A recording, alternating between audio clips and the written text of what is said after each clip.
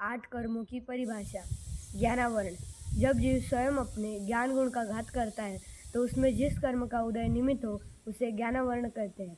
दर्शनावरण। जब जीव स्वयं अपने दर्शन गुण का घात करता है तो उसमें जिस कर्म का उदय निमित्त हो उसे दर्शनावरण कहते हैं।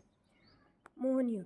जब जीव अपने स्वरूप को भूलकर स्वरूपाचरण में असावधान होता है तो उसमें जिस कर्म का उदय निमित्त हो उसे मोहनीय कहते हैं। अंतराय।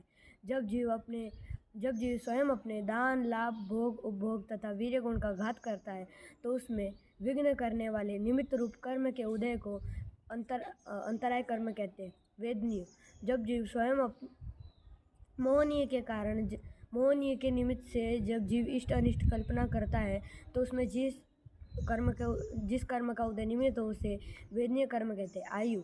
जब जीव स्वयं अपनी योग्यता से देव, मनुष्य, त्रियंच और नार की शरीर में रुका रहता है तो उसमें जिस कर्म का उदय निमित्त हो उसे आयु कर्म कहते हैं। नाम कर्म।